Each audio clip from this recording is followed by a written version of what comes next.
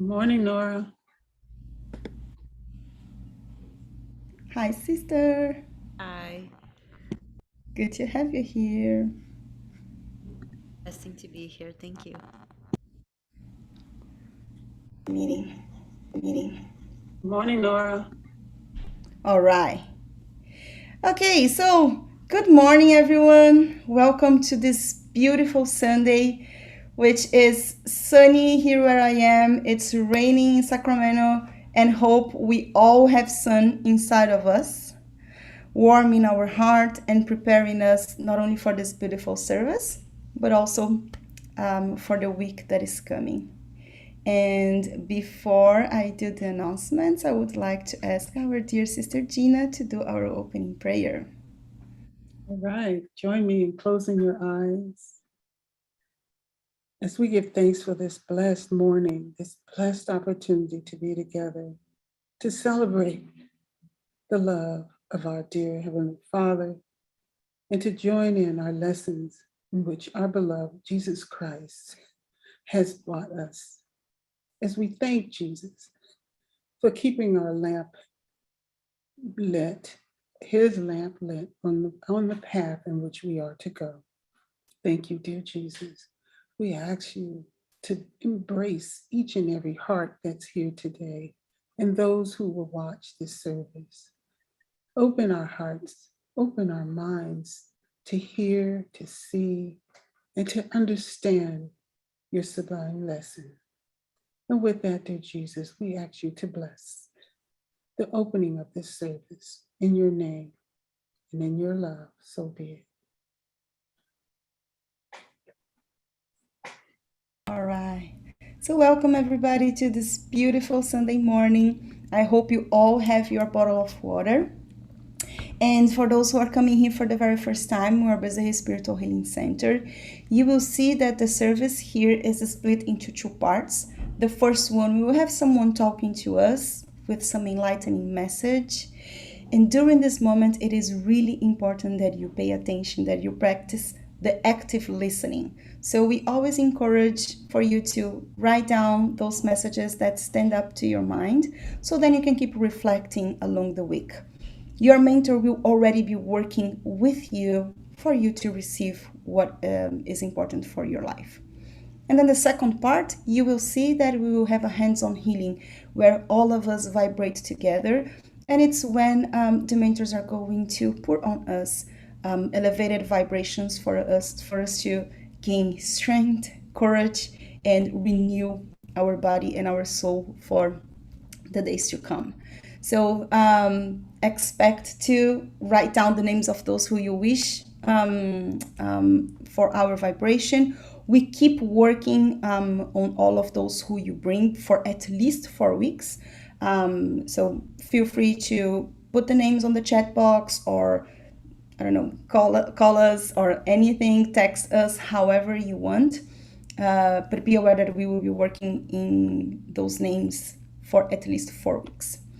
And we have plenty of opportunities for us to stay together. So we are just sharing here on the screen the agenda that we have for you to be with us from Monday to Sunday. Every day we have daily prayer at 6 p.m. And then we have study groups almost every single day. So from Tuesday to Sunday, we have meetings and opportunities for us to stay together. I will put those informations on our chat box for you to take a look. And you are always welcome to go to our website, bshcenter.org, and you will be able to see all the detailed agenda. So we invite you guys to come with us every single day. The only two things that I wanted to call out is the daily prayer every day, 6 p.m. from Monday to Saturday, 15-20 minutes. Everybody's welcome to join us. And the fraternal counseling every Wednesday from 4 p.m. to 7 p.m. all Pacific time. We will have someone available here to talk to you, pray with you, and be with you in whatever situation you're going through that you would like to share. And that's it. And we did have a change for today. So today we were supposed to have our sister Tanya giving us a speech, but she wasn't feeling so well. So we had to change a little bit. So today we will have our beloved brother Charles talking to us about blessed are the afflicted. And for those who don't know Charles, allow me to introduce you to him. Charles is a student of Spiritism and its doctrine as postulated by Allan Kardec, also interested on understanding the contributions of numerous divine messengers that, throughout our human history, have brought to our attention hints into the universal gospel. Resident of California since 1986, collaborator of the Eurípides Barçanufo Spiritist Center and Blossom Spiritist Society of Los Angeles, and a beloved worker at Bezerra Spiritual Healing Center. He has master's degree in clinical psychology in Brazil for the Federal University of Minas Gerais. He has educational psychology, marriage and family therapy, and certified K-12 school counselor from CSU Northridge. So an extensive study list and a beautiful heart that I encourage you to help me welcome our dear brother. So God bless you, dear Charles. The stage is yours, brother. Well, thank you so much, Kiki. I gotta make it shorter. Next time we'll make it very, very short, this introduction. I'm just me, that's all. But hey, good morning, everyone. Appreciate we all being here gathered once again on a weekend to a little bit more of learning and studying the teachings of our big brother, Jesus Christ. And appreciate your attention. And called me yesterday afternoon and gave me the good news that I'll be the presenter today. So surprise. But anyways, I'm excited about it because I appreciate the opportunity to talk and discuss about the teachings of Jesus, and I appreciate that very much. Today, I will be not repeating one of my presentations, but actually I'll be revisiting one of the presentations because I think it's something that we are to reflect continuously as we pursue our endeavors in life. So I did this presentation a while back, and I did a little tweak to it today.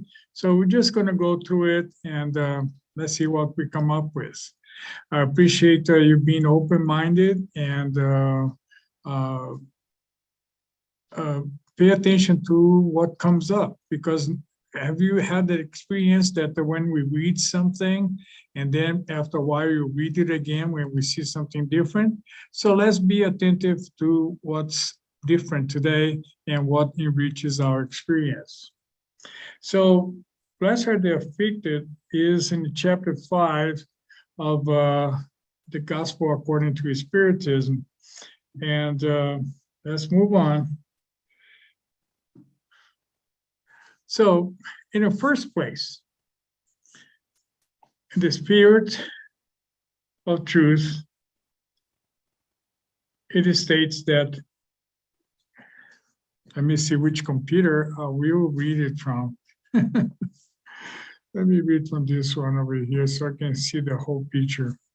So truly I say to you, the time has come when all things must be restored, and the truth says to dispel darkness, to confound the proud, and to glorify the righteous. So that's something that the Spirit of truth said. Somebody might ask, who's this guy? Who's this Spirit of truth? And it's something that amongst the Spiritist community, it's a very debating topic, because it is our understanding that the Spirit of truth is not one spirit. Some people say, well, that was Jesus and all that, but I think the concept of Spirit of truth is a little bit wider. It's much more than that. But, well, maybe it'll be a different topic for discussion some other time. But that's the message of the Spirit of Truth. So, initially, a little disclaimer. So the Spiritist doctrine, far from being a religious code, is the way to awake the potentials of the souls to reconnect with the Creator and to re-encounter the divine in us, okay? So that's a really interesting reminder that as religious, the word religious means to reconnect, and the idea is for us to reconnect with the Creator, with our Creator, with the divine in us, and to find that Creator in us. So personally, I consider myself to be an imperfect student of Jesus' teachings, attempting to master Kardec's recommendations, examine everything, and retain the good. So the opportunity for us to see the light from many perspectives, it's enormous. The truth comes in different shapes, in different colors.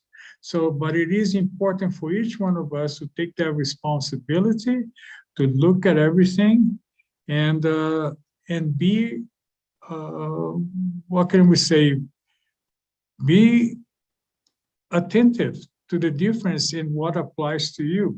So hear and listen, examine everything, but retain the good, what makes sense to you. That's ultimately is the goal. In the book of Light Ahead, it's there's this message from Bezerra de Menezes that I think is very important for us to really comprehend.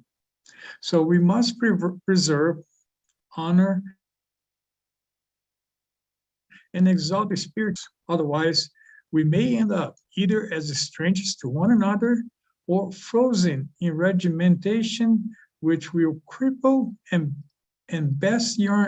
our best yearnings, turning the movement of liberation into a stagnant sect, imprisoned in new interpretations and theologies, which would place us conveniently at the mercy of the inferior planes and would distance us from the truth.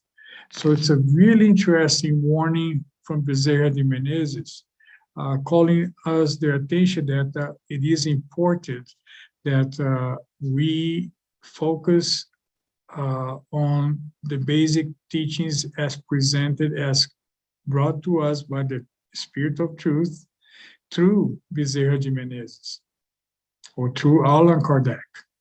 Bezerra de Menezes reminds us of this. So Allan Kardec, the way he codified the message of the spirits, it is very important that we stay connected with that, with those principles, with those ideas, because anything else will create this situation, these circumstances where we're going to be breaking apart and losing the coherence of the teachings.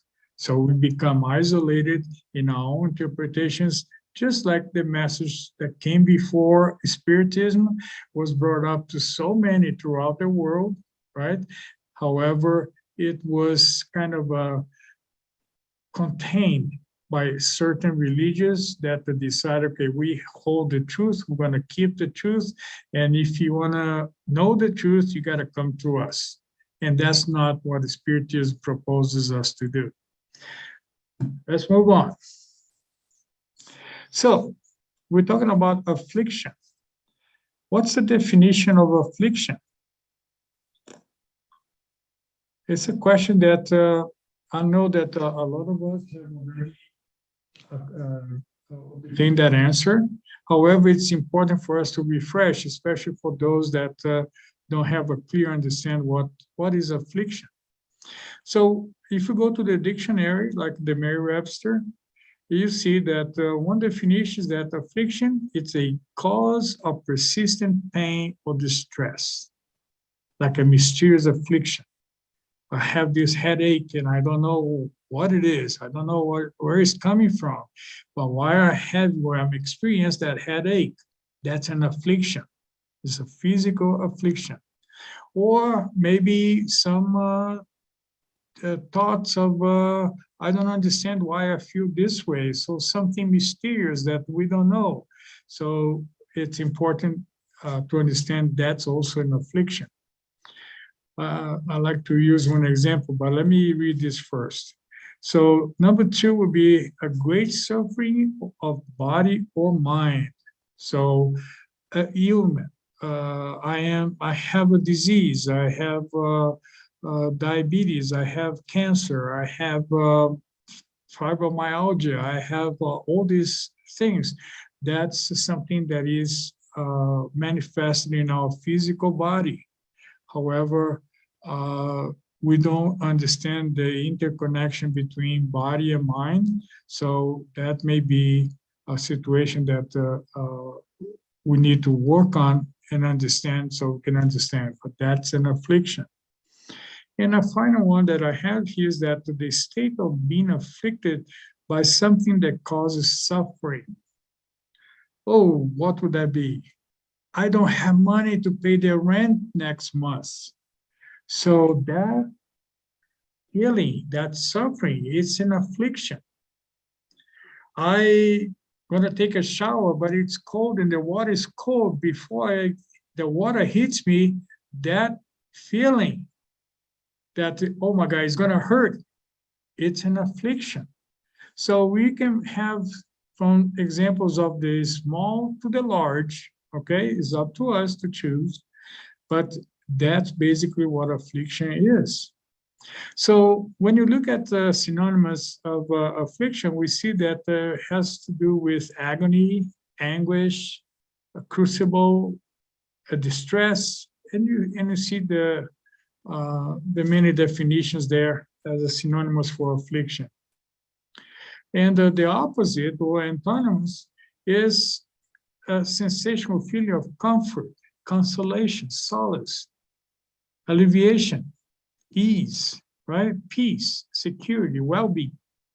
So that will be the opposite of affliction. So affliction is anything that takes us from that point of balance, that puts us on the edge of something that we don't quite understand. And the effort is to bring us back to that alignment with the sensation of peace and well-being. So far, so good. If you guys have any questions, raise your hand or interrupt me. It'll be fine. Affliction is interesting that the concept we find in many different cultures. So the Buddhist teachings, it talks about the poison, right? They have a name for it. I don't know how to pronounce that, the kleshas. It also, it represents ignorance, attachment, selfishness, aversion, and fear. So all those are definitions we can find in the Buddhist culture, and you can look at other religions and you find something related or similar to that. Now, justice of afflictions. The compensations, because Jesus talked about afflictions, right? That he said that blessed are the afflicted. So Jesus promises that to the afflicted of the earth can only take place in the future. So what does Jesus say about the afflicted? That will inherit the earth, right? Blessed are the afflicted because they will inherit the earth. So what is Jesus talking about? It's about, okay, we are the boss now and we own everything here. Of course, he is referring to something in the future. At that time that he said that, like over 2,000 years ago, there was no way for him to convey that concept and help people understand what he was talking about. However, he highlighted the importance of suffering, that the ones that suffer will inherit the earth at some time, some point in the future. So without the certainty of the future, these maxims would be nonsense, okay? So Jesus, when he came in his mission, he brought us the idea of the spiritual life, the life after death, that there's no death, that his reign or his kingdom is not of this world. So it's something somewhere, elsewhere. So one wonders why some suffer more than others, why some are born in misery with others in opulence. So that's the typical distinction of who suffers and who's not suffer. Usually the ones that have the most, the ones that have all the resources, they don't have the kind of suffering that the common or the ones that are without have. So it is important for us to understand that that was the context that Jesus brought this information to us. So those that were living in poverty and they were suffering, they had a clear, distinct vision or idea of those that have everything and didn't suffer. But that's not the real thing, because we came to understand that better now. So the vicissitudes of life have a cause. And since God is always just, such cause must be just. That's an interesting teaching that not just Jesus, but Allan Kardec codified and brought it to us to understand that for every effect, there is a cause. So if there are suffering, there is a point source that causes all that suffering. And as we continue to evolve, that information is becoming more and more clear to us. And by having that information, we are able to work on it and to understand and maybe correct that cause, eliminate that cause. Now, talking about causes of afflictions. So there are only of two kinds. The causes are in this current life, right here now.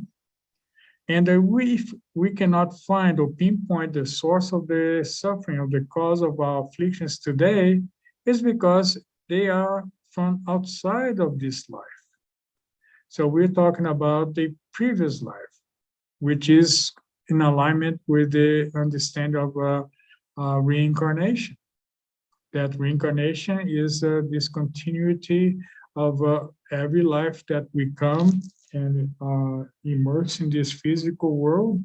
We have the opportunity to continue to learn and cleanse ourselves from the mistakes of the past, right? So if the cause is not identified here, it must have a different source. It came from somewhere else.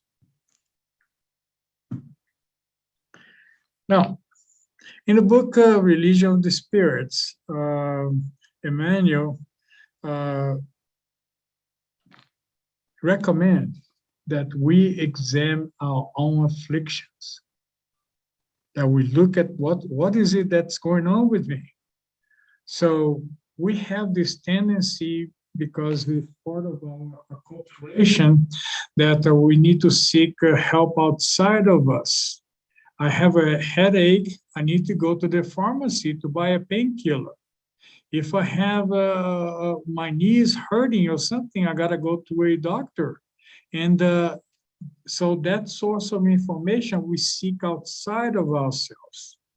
However, the recommendation by Emmanuel is that we need to examine our own affliction, look at what's going on with us, and then intrigued by that possibility, okay, if it's my knee hurts but I didn't take a fall, I need to figure out where it's coming from. What does this represent? Nowadays, there are so many literature on holistic causes of our physical infirmities that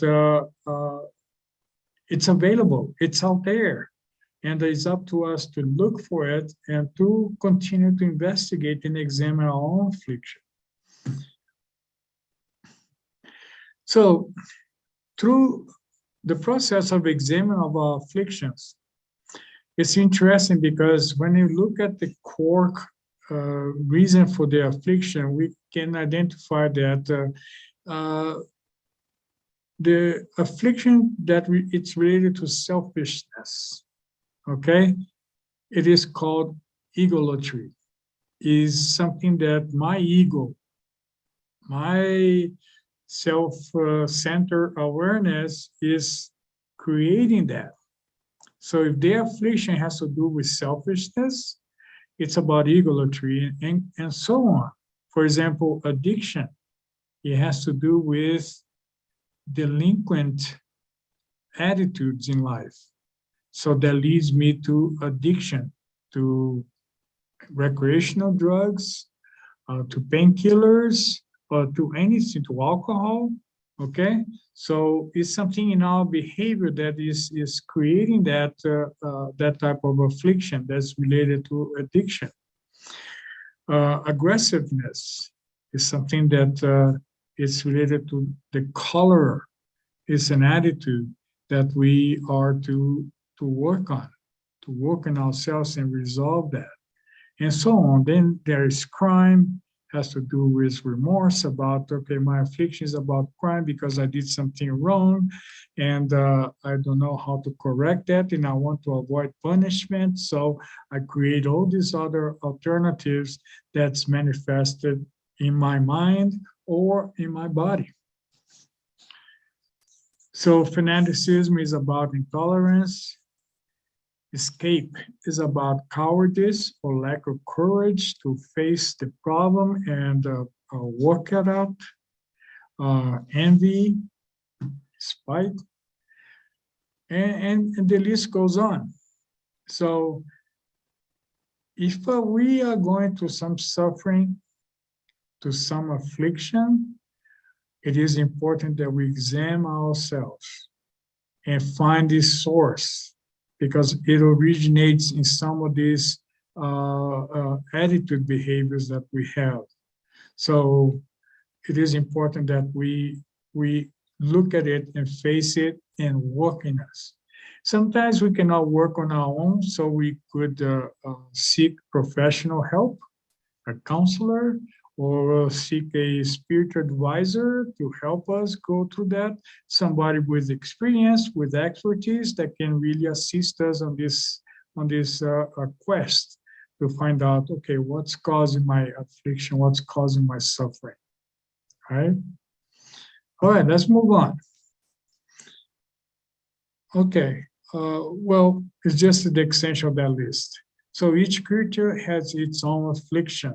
So everyone, me included, you included, we have our own set of afflictions, okay? Because if we are incarnated in this lifetime here, it's because we are not clean yet. So we have to understand that and have the humility and humbleness to accept it and keep working, okay? So the affliction of the domestic realm and the professional sphere, that's just an example. We have afflictions within our individual self, within our family, and out there in society where we have afflictions related to work or to the relationships outside of our home, all right? All right, now, I want to talk about leadership. What is leadership? Of course, you see it on the set of little books over there that says somebody with intelligence, honest, creative, competent, driven, courageous. So those are elements that a leader would have, right? So that's important for us to understand. For you to be a leader, you have to build those competencies in order to recognize yourself as a leader. So leadership is not just that, because we have a circumstantial type of leadership. A leader of others is someone that by circumstances, okay, is placed in a position of being a leader. Okay, I am a sergeant of arms and I'll be a leader of my platoon. I will be a leader of my company because I got this job and that's what the job description says, that I'm the leader. Or I am a political leader because I won the election. So that's the kind of a circumstantial leadership that is out there that we are very familiar with, right? Somebody that tells people what to do, where to go, because I know better, or I am this certificate, or I have this title, this diploma, and follow me. That's in general. However, we have a different type of leadership, and that's the one that I want us to focus on, is the existential type of leader, the leader of self. Is when you know what's best for you. Is when I know and I understand, okay, for me to go through this, I have to have the discipline to build myself, to build those characteristics of a leader, but for my own benefit, for my own self. That's the existential type of leadership, the leadership of self. And if I am a leader of self, those that are observing me will follow me by my example. Jesus, for example, is our greatest leader. He had all the competencies of a leader. However, he did not impose his position at any moment. He said, follow what I say, but he recommended, because he was giving the example, right? Even though he came from with plain of authority to be the leader of souls, to be leader of humanity, but he did not impose the leadership. He led by example throughout his life, and he was recognized by some. This is important because if we are to free ourselves from affliction, we have to have this kind of a leadership attitude, a leadership that I will be responsible to study. I'll be responsible to search and to seek the answers for my troubles. And I'm not going to be dependent or relying my faith on the hands of somebody else. Okay, so I'll go to a priest, I go to a doctor, I go to somebody with some kind of authority. Okay, you take care of me. I go to the government and ask for help because I have these troubles, instead of figuring it out for myself, what's the solution for my troubles. Moving on. Being a victim is still an attitude of leadership. However, it's a misguided type of leadership. Being a victim is something that in many occasions I've gone through that, and I know that we all go through that. Look what they done to me. Look what happened to me. Look how I am vulnerable and how they abuse, blah, blah, blah, blah, blah, blah. That's something that is related to all these other characters. Egolatry, I'm focused on myself, and poor me, save me. I'm escaping. I don't want to face reality. I don't want to take care of this problem. I'm indisciplined. I don't have the ability to focus or to study or to do what it takes to go where I need to go in order to seek the help that I need for myself.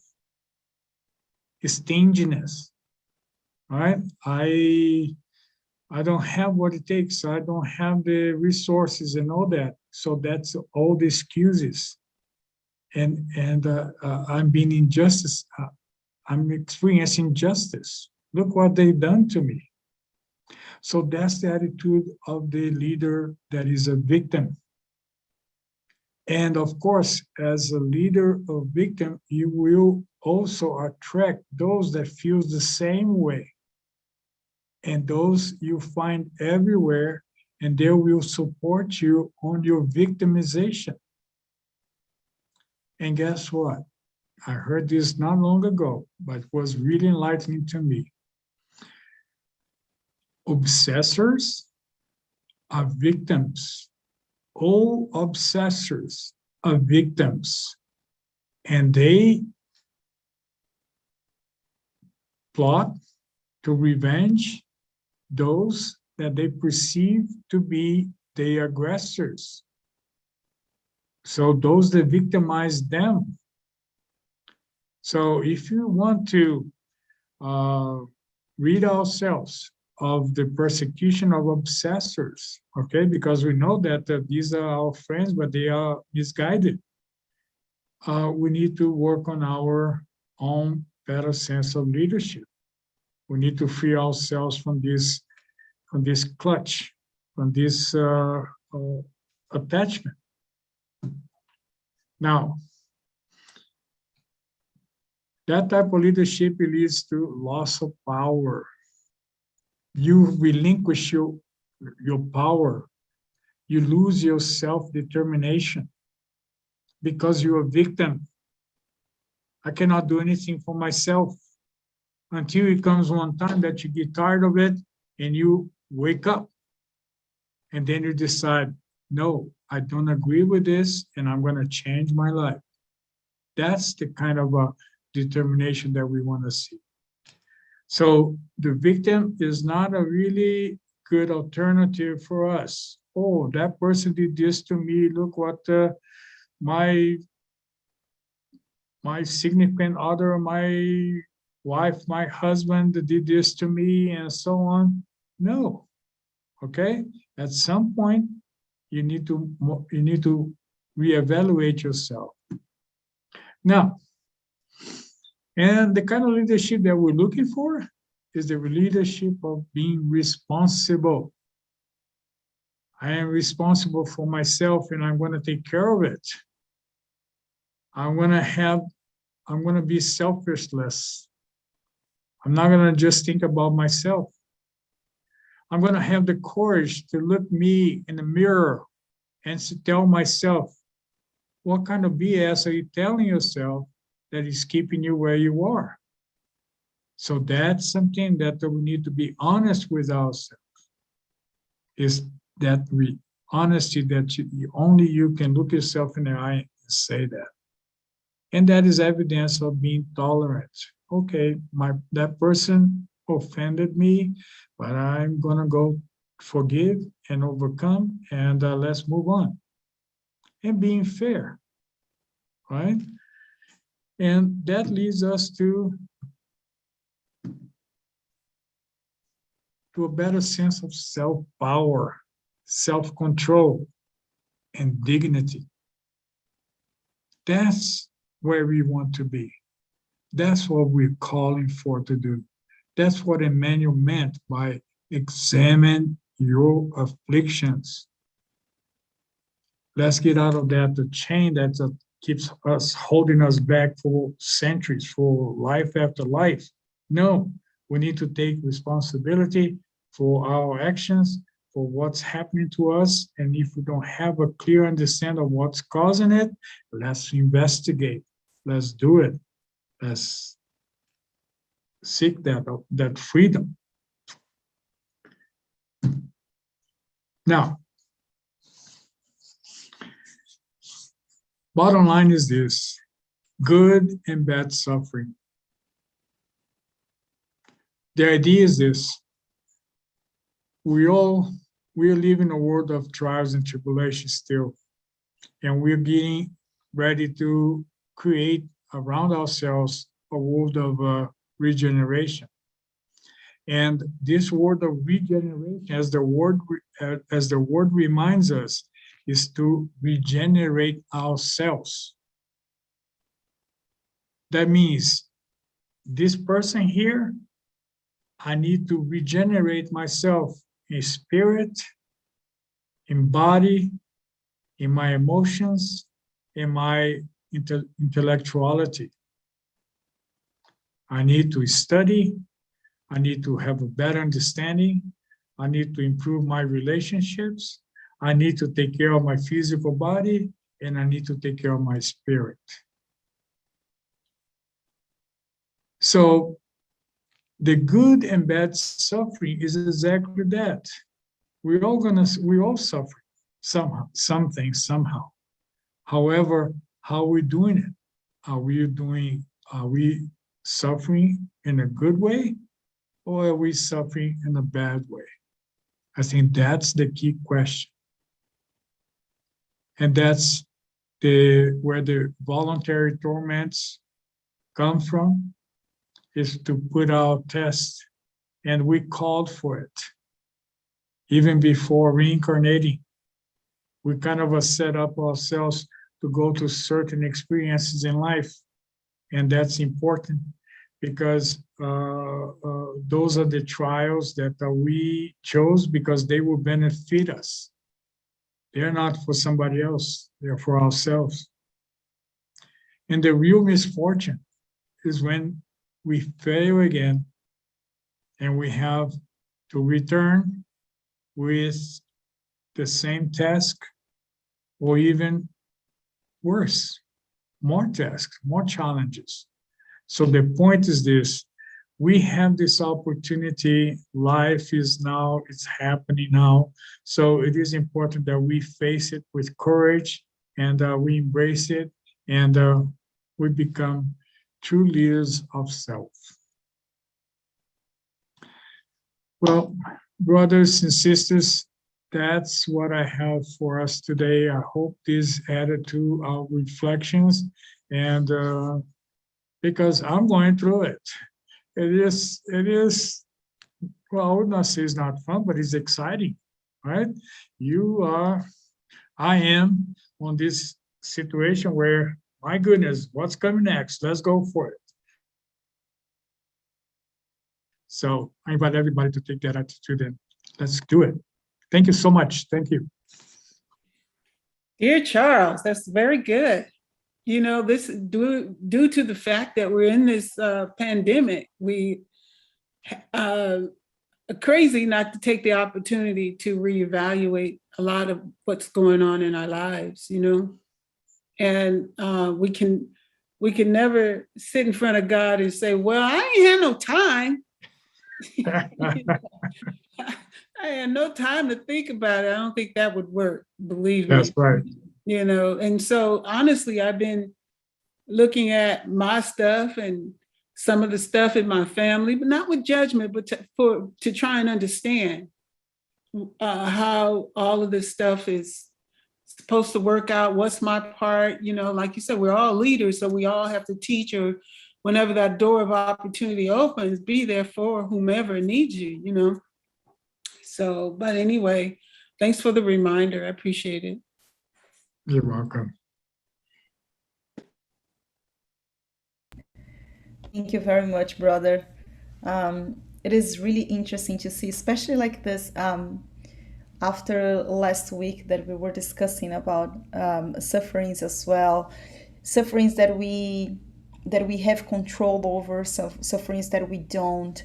And as you were saying, it just makes me reflect how much do we resign truly to God, but how much do we just outsource to God? You know what I'm saying? There's a huge... Kiki, including outsourcing to God. How many of us just ask God, hey, God, you take care of it, but instead of me taking care of that. Exactly. Like being a co-creator, collaborator with God. Exactly. So we usually forget that God is co-creating with us, but it is up to us to do some of the things.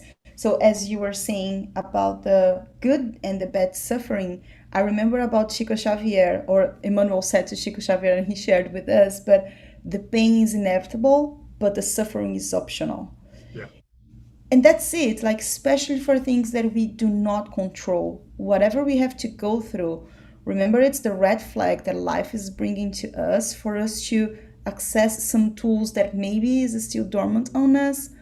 But truly, when we do what you are saying, put ourselves into reflection, use the resources that are available, this will enable us to still feel the pain, because as you mentioned, we are in a world that we are still working on our moral evolution, but that's not going to make us suffer anymore. So I think it's a great reminder about San Agustin that encouraged us to do the nightly review before going to bed. Take a look on what we did and listen to our conscience. I feel like sometimes I listen my conscience, but I'm like, oh yeah, that's true. I'm gonna do that later today. Yeah, that's really nice. I'm gonna do that tomorrow. This weekend, it won't escape. I will do that. And then week after week, day after day, we are not listening our conscience. So I feel like it's a great reminder. Yeah. Thank you, brother. All Anyone right. has any questions, comments? Thank you, Charles. You put the video on. Hey, Brian. Hi. I'm under the weather like Tanya too. But I'm enduring it. I'm allowing to experience this illness.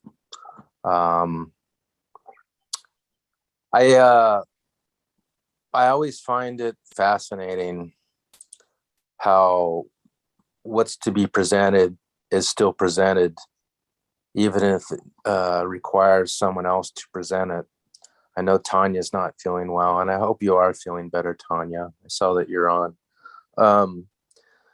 And her title was How to Enter Transform for a Better Life.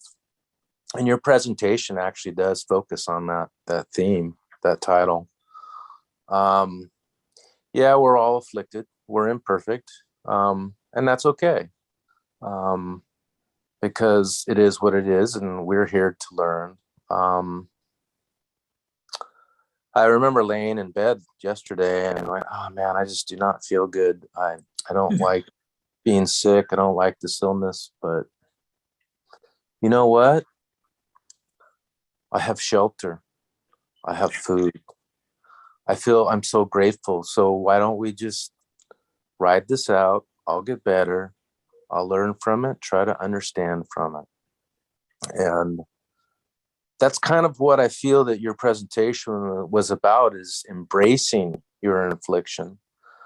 If we don't embrace it, then we fight it. And then we invite the suffering and the pain that Emmanuel tells us that we can alleviate that pain and suffering, but it's how we embrace what we're being afflicted by.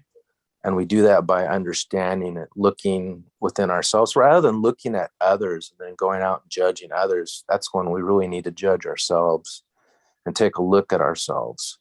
And at times it can be very difficult to take a look at ourselves because we have to face our pride, our ego. But when we do, amazing things happen. And so thank you for your presentation. I'm grateful for you to stand up and present today when called on a moment's notice. So I applaud you. Thank you. Yeah, thank you, Brian.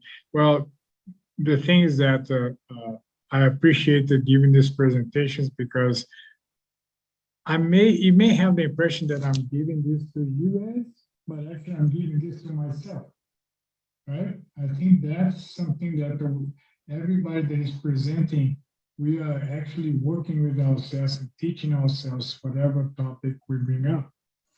So for me, it's been enlightening, and I appreciate the opportunity. Thank you, Tanya. Yes. All right. Very good. Yeah. More sharings. Charles. Hey, Dave. Yeah, hi. What I'm realizing as you point the path out that you've gone over is reaching out to other people that have afflictions and finding in some cases, there's more or less they're saying it's none of your business. I'm doing my thing, and in other cases, having to be more perceptive than I've ever been, and gentle and kind. Some relief can occur, and it's not all focused on me of how I'm dealing with the things, within my own little circus. It's reach out to someone, boy, that hurts. I can tell I just pick it up that person isn't well. And what you point out is we got to get out there to those people. And for me, when I come away from a reaching out event, and the person's timing wasn't right. Okay, be nice if I had better skills. Be nice if the timing were different for that person, but that's all I got to offer with the resources at hand. And not to take that as an affliction on my part, but just say, okay, pray for the individual. They will be better off, even though some of the things they say may be, oh my gosh, oh dear, you could go all long time without ever saying that, and it'll be good. And thank you for helping me focus better on efforts that I made, which were somewhat fruitful, and others that were like not fruitful. Thank you. Thank you, Dave. Thank you. Thank you, Dave. Thank you for everybody that contributed. Are we all right? Any more questions, comments? We're good? All right. So we'll take 2 minutes break. 2 minutes break. 3 minutes break. And we'll resume in 3 minutes. I see you guys. Thank you. Thank you, Charles. God bless you, my brother. Thank you. Okay, Kiki. Thank you.